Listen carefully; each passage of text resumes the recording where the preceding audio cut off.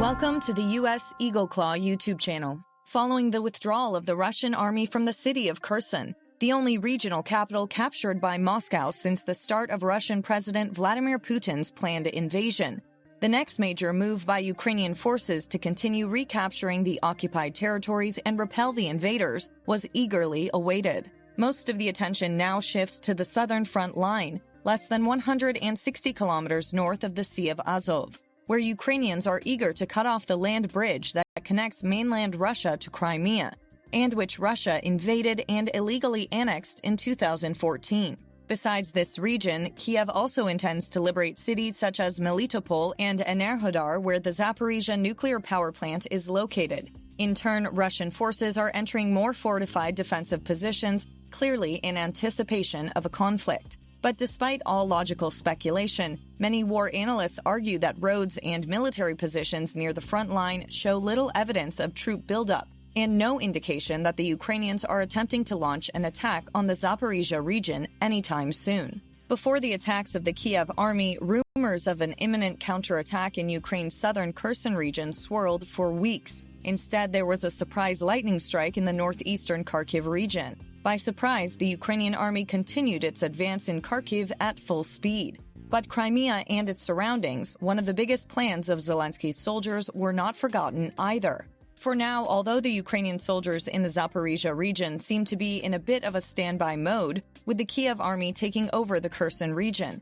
Crimea has come much more within range of Zelensky's army. Ukraine's retake of Kherson revealed a striking detail that has not been mentioned until now. David Axe wrote in mid-November that during the occupation, Kherson airfield was a death trap for Russian troops. What the Ukrainians had accomplished at the Chornobaivka airport at the northern end of the city of Kherson, about 10 kilometers north of the river, took the whole world by surprise. For several months, this airfield had become a real shooting gallery for the Ukrainian artillery. Even before this victory in the Kherson region, hundreds of thousands of Russian citizens revolted and held dozens of protests against the Moscow regime. After the clashes at this airport in Kherson, the uprisings in Russia reached their peak with Ukraine's domination of this region. Thousands of citizens were evacuated from Kherson as well. For the Russian army, this airport was of great importance. With the transfer of the airport in Kherson, which is a very critical logistics center of Russia, under Ukrainian control, the Moscow administration was quite helpless. The clashes that took place at the airport were so strong that as the research continued in this region, striking details emerged. The losses inflicted by the Russians in and around the airport, whose logistics facilities in Kherson were completely destroyed, were quite high. It was reported that the corpses of Russians who died as a result of the bombardment of Ukraine on the field were scattered at the airport as the Kiev soldiers entered this region after the withdrawal of Russian troops. While the airport was ideal for the Russian side to store weapons and aircraft, the fact that Chornobaivka was only 44 kilometers from Mykolaiv meant that Ukrainian artillery was within easy firing range.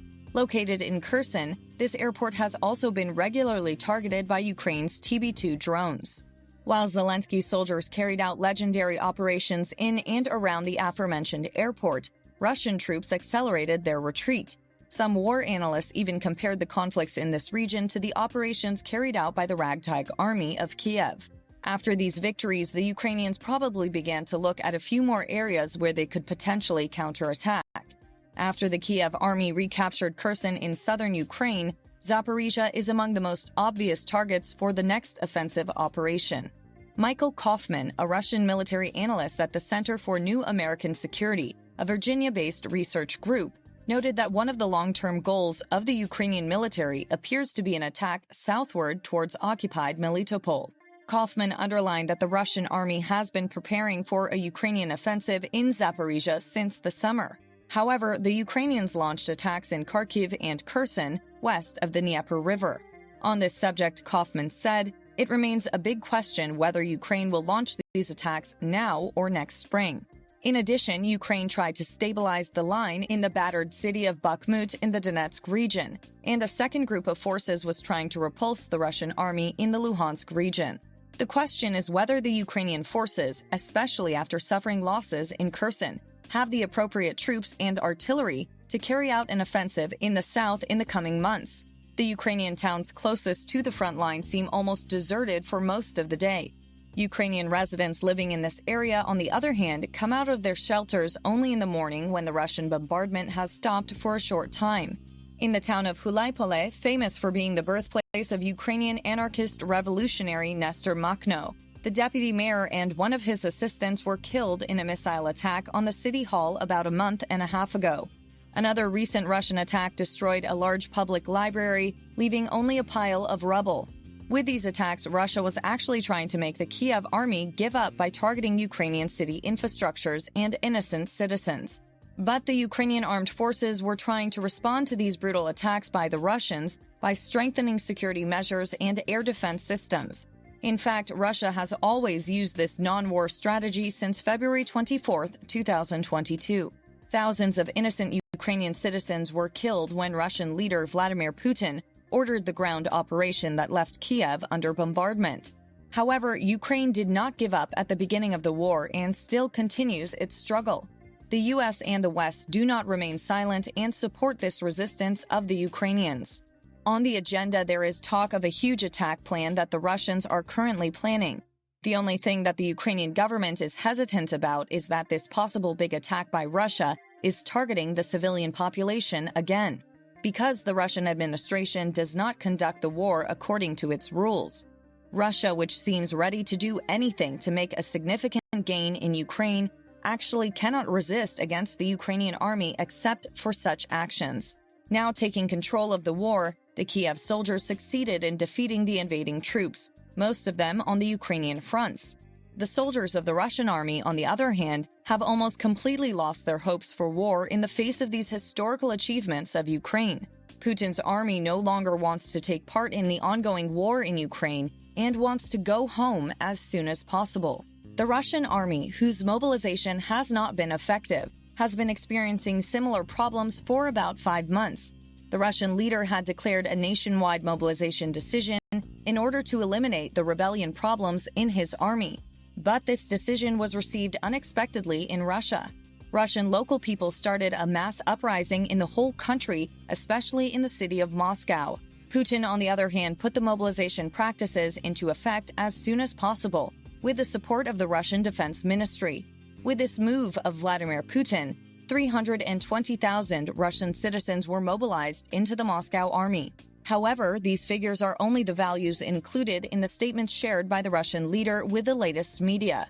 According to most war experts and intelligence reports from many countries, the number of mobilized soldiers Putin recruited into the Russian army is much higher. The situation of the Moscow army after the mobilization decision was worse than even Putin expected. The mobilized Russian citizens were constantly fighting with their commanders. The Russian army entered the process of disintegration due to all these events, and over time, the sounds of the collapse period in the army began to increase. These risky decisions taken by Putin greatly affected not only the Moscow army, but also the Russian local people. Hundreds of thousands of Russian citizens left the country completely after leader Vladimir Putin's decision to mobilize. Putin, who turned Russia into hell, had both failed in the Ukrainian war and lost the trust of his citizens in his country. Russia could not recover itself after this process. Please do not forget to subscribe to our channel and turn on notifications in order to be informed about new videos. Thank you for watching us.